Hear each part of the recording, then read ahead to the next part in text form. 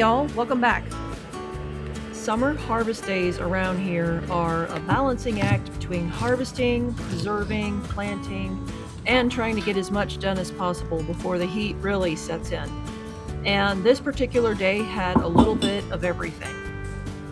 First thing this morning, the freeze dryer needed unloading. This was okra harvested from a few days ago.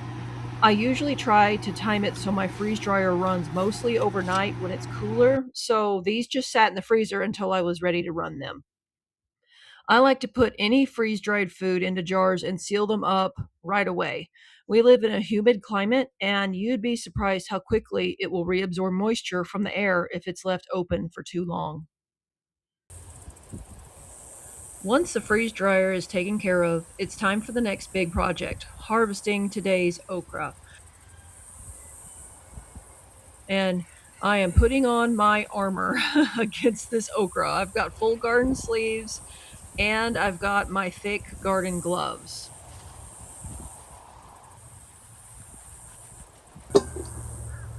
Now you can probably see it's been several days since I harvested okra. So this is real life, y'all. So this isn't like a perfectly curated harvest with everything like perfect in size. Some of these okras are way too big and tough for us to eat. So these are going into the goat and chicken pile or eventually the compost. The goats usually really like the tough okra and the tops that I cut off when prepping it in the kitchen. Although lately they've been getting so much okra that they're starting to get kind of picky about it. But there's still plenty of good size okra though, so I'm picking everything that I can use.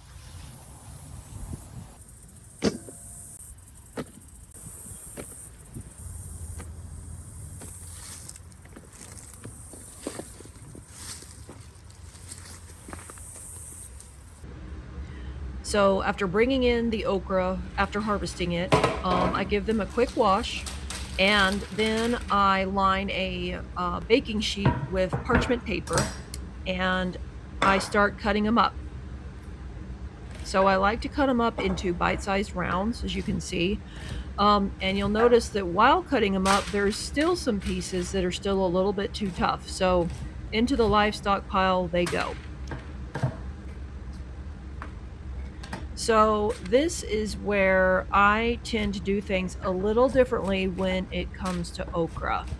When you think blanching, you think of dumping your veggies in a boiling pot of water, right? So if you do that with okra, you'll end up with a giant pot of boiling slime. So my method for freezing okra is oven blanching. So that is basically using the heat of the oven to stop the enzymatic activity in your okra so it holds better in the freezer.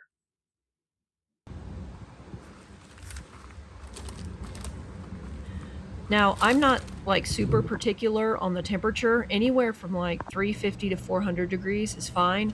So, what I usually do is I'll do this blanching process when I already have something in the oven for supper. So, two birds with one stone. You just put your tray of okra in the oven for about 10 minutes and then bring it out and let it cool a bit on the stove.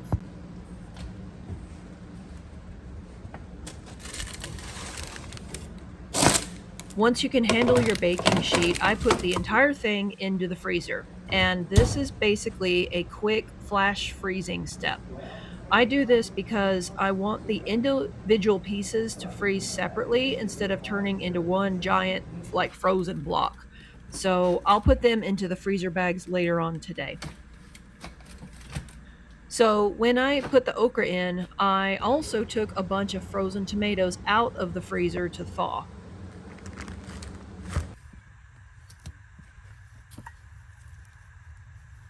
So while those tomatoes are thawing inside, I wanted to beat the heat and get outside to get some carrots going for fall. This bed had green beans growing in it previously, and you could see the terrible looking plants in the background that I left to collect seed from to use for next year. So this just needed a quick cleanup. Because beans are legumes, they're actually really, really helpful for your soil. So I didn't need to add a huge amount of compost. I just added enough to top off the bed and give the carrots seeds a good place to germinate.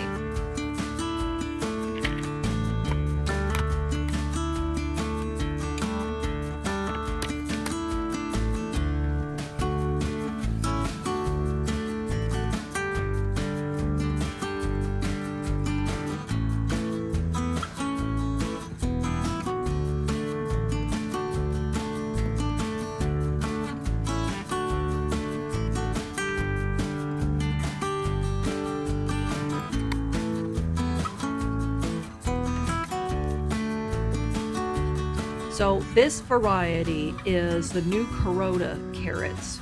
And I have tried several different types of varieties, and these have consistently been my best carrots.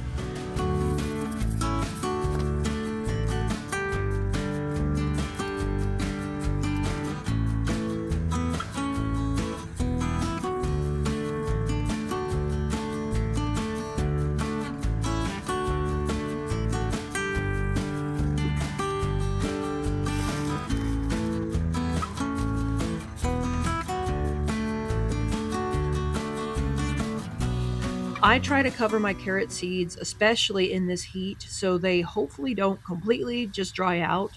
That's one of the biggest struggles with carrots is keeping them wet long enough for them to germinate. Sometimes I'll use burlap to cover them, but I've also had success using a frost cloth like I'm using here. And then I be sure to just keep after it, keeping it watered.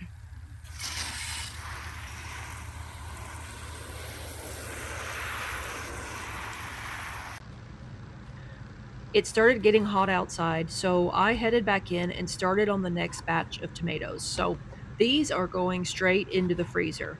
It's super simple. You rinse them off, you cut out the cores, and if they have any bad spots, and you throw them in a freezer bag. This is one of those things during a crazy harvest season that makes things feel a little more manageable. The fact that you don't have to process every single tomato the exact day that it's ripe. You could freeze it and deal with it when you have time.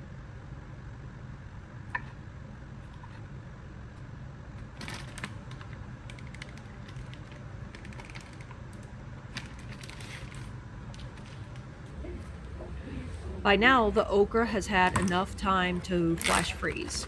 These quart size freezer bags are just about perfect size for a meal for our family. And when you dump them out to cook them, they're not just a big, like solid chunk. So they cook faster on the other end.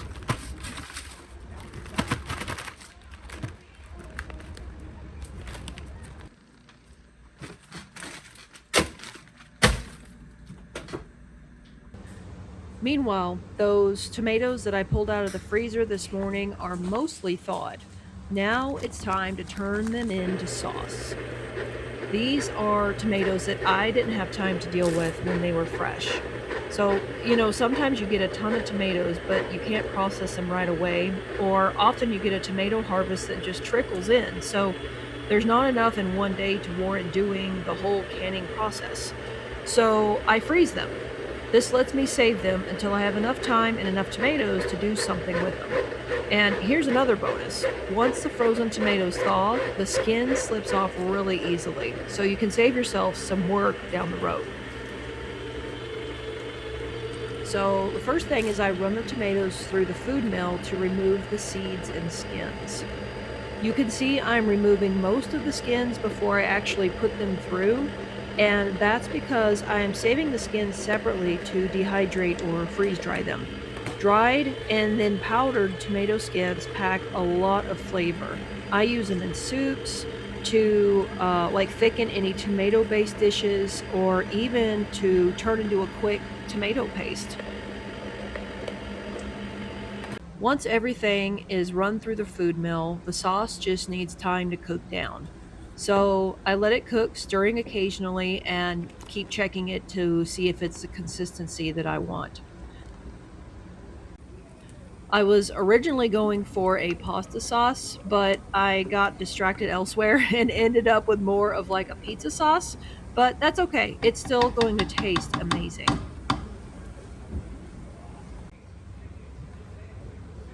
Once the sauce is ready, it's time to can. For the acidity, my favorite is Lakewood lemon juice.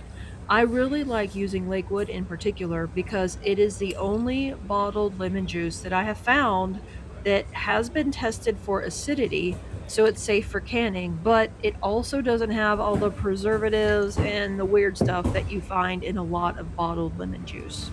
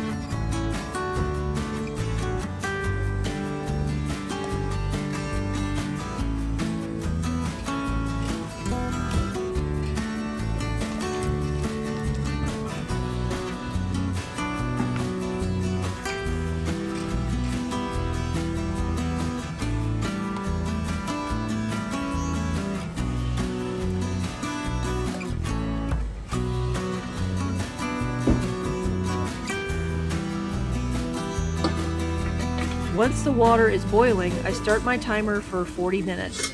The recipe I'm using calls for 35 minutes, but I live just a little over 1,000 foot in elevation, so I add that extra 5 minutes to that time for safety. After they're done processing and resting for 5 minutes in the canner, it's time for them to come out. They're going to sit here undisturbed overnight while they cool and their seals set.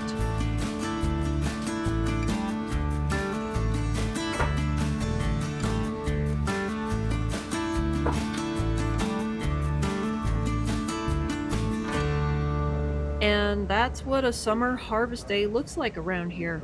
It's not always perfect, but that's real gardening. You work with what you've got, you preserve what you can, you push off what you need to for later, and you hopefully end up with a stocked pantry and freezer full of nourishing food that you know exactly where it came from and what went into it. Thank you for watching, and I'll see y'all in the next video.